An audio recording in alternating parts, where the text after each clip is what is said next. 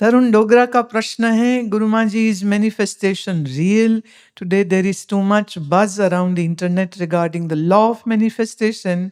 Every other person is selling manifestation course. Is it possible to manifest anything, और it is all about destiny as per our previous karma? Can we manifest anything in this life? ये तो बात सच है. Manifest manifest manifest. Course भी है, course कराने वालों की तो मैनिफेस्टेशन हो ही जाती है, क्योंकि उनको तो पैसे मिल जाते हैं.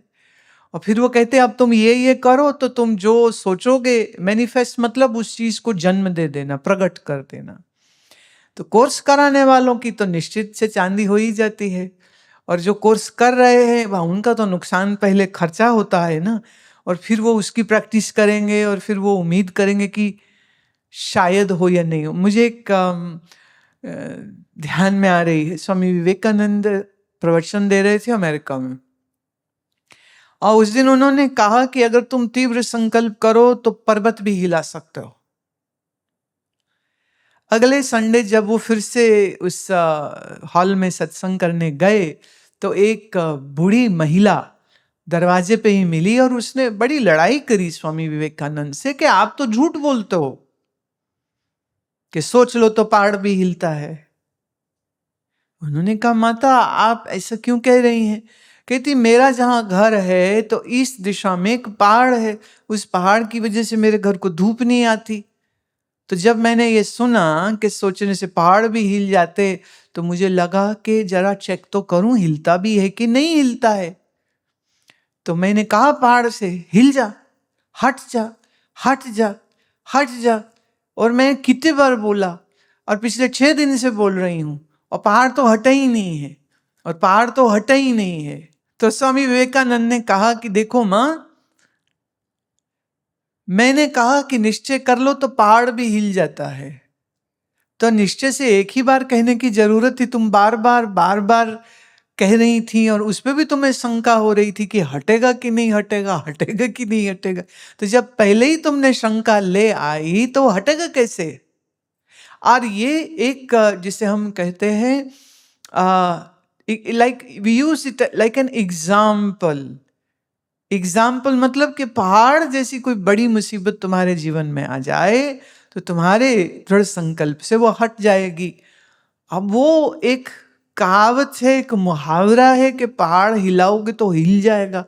तो पहले तो माता तुमको हमारा मुहावरा समझ नहीं आया, दूसरा आपको उसमें भी संशय आ गया, इसलिए बार बार कह रही थी. तो कहाँ से हिलना था?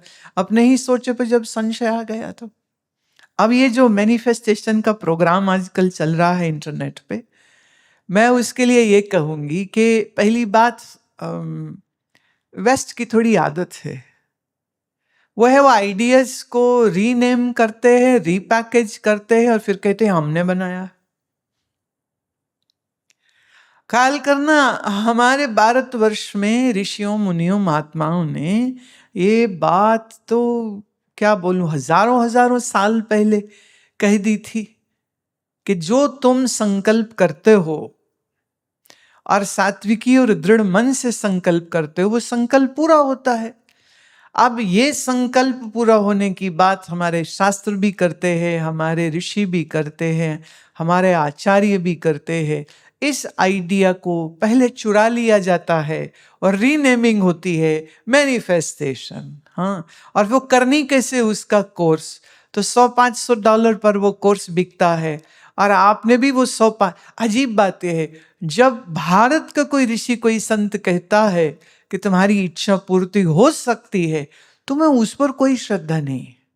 लेकिन एक गोरी चमड़ी वाला यही बात बोले एक नए नाम से कि मैनिफेस्टेशन होगा, तो तुम 10-20-50 हजार रुपए का कोर्स भी लेने को तैयार हो, और ये भी उम्मीद करते हो कि इससे काम हो जाएगा.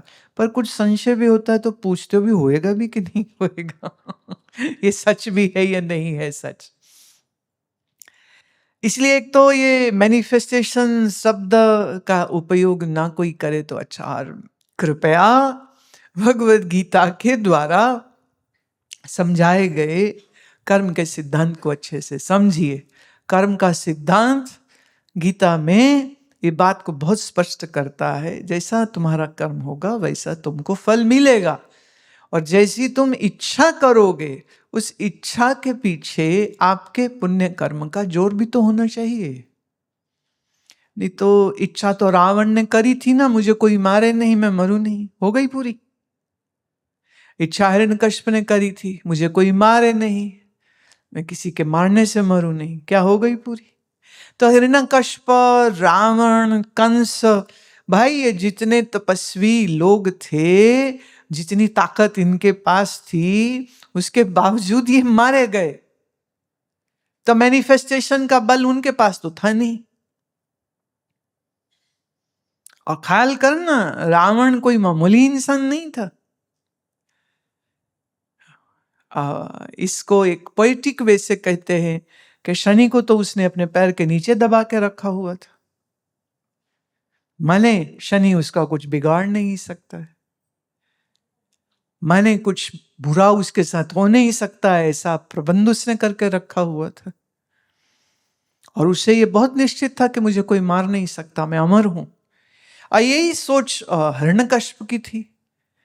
नर नहीं, जानवर नहीं, दिन में नहीं, रात में नहीं, घर के अंदर नहीं, बाहर नहीं, अस्त्र से नहीं, शस्त्र से नहीं, मुझे कोई मार ही नहीं सकता है, मैं तो परमात्मा हो गया हूं, ऐसा वो भी सोचता था।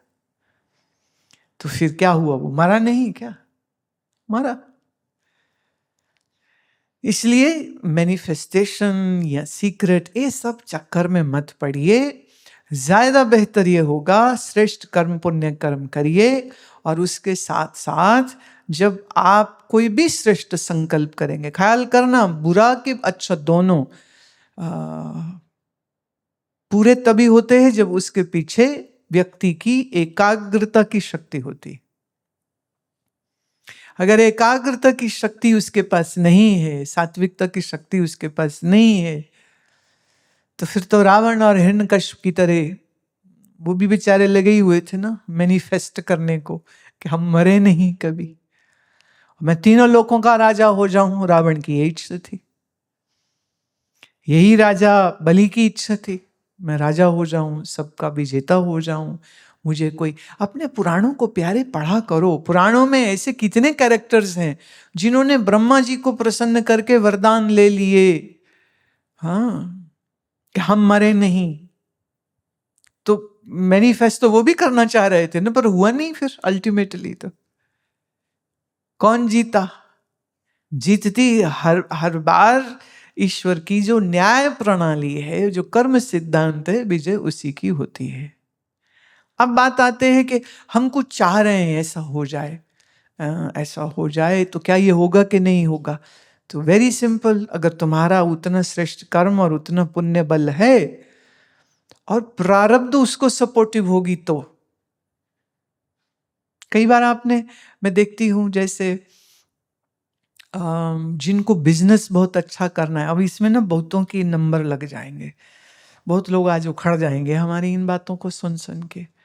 तो वो रत्न पहनते हैं, ग्रीन वाला स्टोन पहनते हैं छोटी अंगुली पर, है ना, किस लिए? बिजनेस अच्छा हो जाए। मोती पहनते हैं किस लिए? कि इससे उनका मन शांत रहे और क्रोध नहीं आए। और पुखराज पहनते हैं पहली अंगुली पर कि इससे जुपिटर स्ट्रांग होगा तो बिजनेस अच्छा होगा और शादी हो जाएगी।